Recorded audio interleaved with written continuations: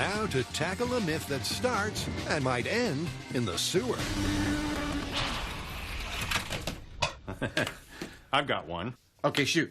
You know, I've heard that at about 150 miles an hour when Indy cars are doing a street race, their aerodynamic effects are enough to pull manhole covers right out of the manholes. No way! Dude, that is totally something we have to test. I thought you'd like that. When Indy cars take to the street, it's standard practice to weld shut any manhole covers in case the cars suck them right out of the ground. That's because Indy cars are built to take full advantage of Bernoulli's principle. As the air underneath the car gets funneled faster, it causes the air pressure to drop, helping the car to stick to the road. That same downforce can supposedly suck up a manhole cover. But is this myth destined for the train? This manhole cover story is going to be hard to test. There's a ton of logistics just making sure we don't damage the Indy cars in any way. Well, let's say we get our feet wet first with a small scale at NASA's water tunnel. See if there's anything to this suction effect at all, and then go from there? Exactly. Perfect. I'm standing in the NASA Ames Research Facility's Fluid Mechanics Lab, and this place is almost like one of our second shops. In that wind tunnel right there, we tested whether or not you should leave your windows open in a hurricane. It doesn't matter. Today, it's all about race cars. They're studying the car's aerodynamics, but they'll do it with water. Air and water are very different mediums, but when engineers work with them, they tend to think of them both as fluids. And because water is so much more dense than air, if we inject a dye into a moving column of it, we can more clearly visualize how it's interacting with another object. In this case, our object is the car. The first test is simply to see how the currents are moving around their 1/18th scale Indy car. All right, let's turn on the dye. This is where science gets seriously seductive. Oh. Oh, that is so beautiful. Once this smooths out, I feel like we might see something underneath.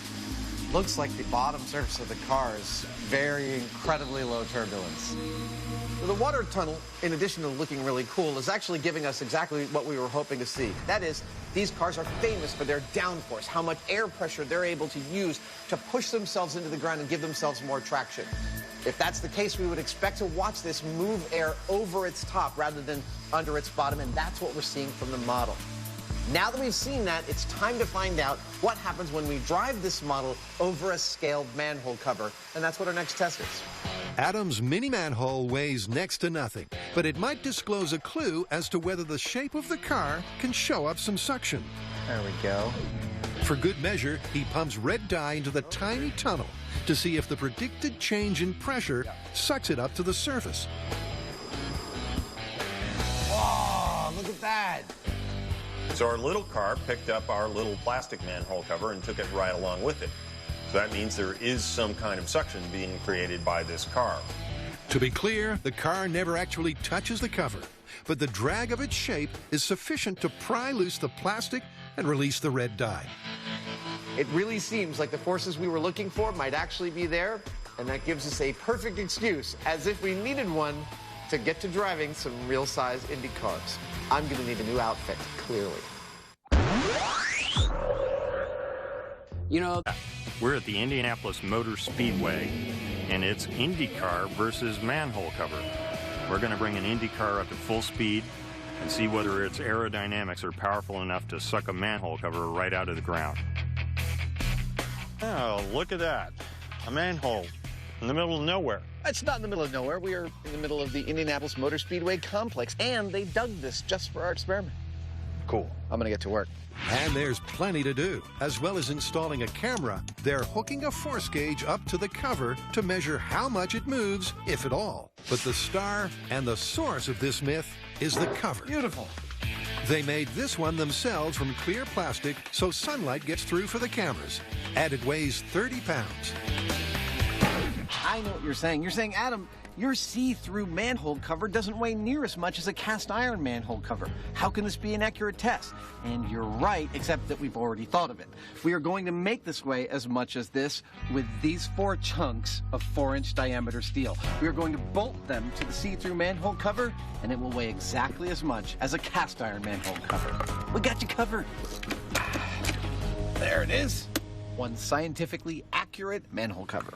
And while nobody knows how this full-scale test will pan out, they've all considered the possible perils of success. When the car comes down this road at 150 miles an hour and drives over it, it might just lift out of the ground. And that could be very bad for an instrument as precise as an Indy car with a ground clearance of as low as 7/8 of an inch. So Jamie right now is tying some very high strength line so that when we have the manhole cover in place, it can only lift about 1/2 an inch. That it won't be able to actually hurt the car, but we'll still be able to measure the force that it's actually being pulled up with.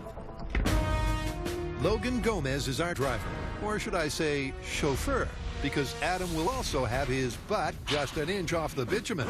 The car is a tandem. This is where the literal rubber meets the literal road meets the manhole cover. This Indy racing experience car exerts just as much downforce as the real thing. Target speed for today's test is 150 miles per hour. Pretty much the top speed for a city street circuit. In lieu of a steering wheel, my seat is equipped with these. We call them HCHs. They're known as holy crap handles. Holy crap! Just hold on really tight. With Adam's knuckles whitening by the second, Jamie takes charge for the first run. So I'm going to call you guys on the radio when you're doing 100 miles an hour, all right? Copy. Have fun. It's agreed they'll start off at a stately 100 per to get the lay of the land. It's fast. Logan warms up the tires, shakes Adam around like a strawberry daiquiri, then gets down to business. 100. Logan's fast, focused, and right on target. Perfect. Right about 100. Did we go right over the manhole cover? I believe so. Did you see any movement? I couldn't see it, but then it only comes up about 1/2 an inch before it stopped. It's true. The key tool in measuring lift is the force meter, and they just can't go on without sneaking a peek. Nope, it's totally blank. It's a rare myth that has to suck to succeed, and this is one of them. The aim now is for Logan to crank up the speed to 150. Hey, Adam, I could try one from the end of the runway, see if we could get a bit more speed. Let's do it! With Adam latched tight to his HCH, Logan whips the horses up to a full gallop.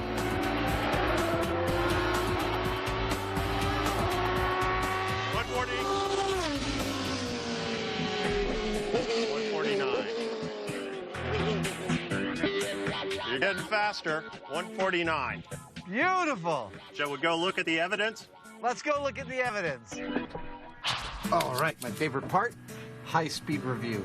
I'm not seeing it. Nothing. Absolute nothing. It did not budge. Nope. Bump. That's pretty definitive. I think so. We had our clear manhole cover weighing the same as a cast iron manhole cover, and Logan passed over it several times at top speed of almost 150 miles an hour. And how much movement did we see on it? Bupkis. Now we're going to pull all the weight from it so our manhole cover only weighs 30 pounds and see if we can get anything at all out of this. And there is some science here to salvage. 30 pounds is the weight of an average flat-screen TV. And try lifting that with your home vacuum cleaner. That's a lot like what Adam and Logan are trying now, with the natural suction of a low-slung race car. Whatever happens, this will be the day's last Indy drag race.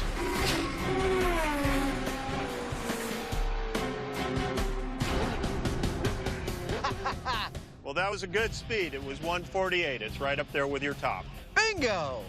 Let's see what we got. Let's see it. I'm going to need some help getting out. Finally, the cameras confirm a belated liftoff. Oh, movement! That is so cool. Yep.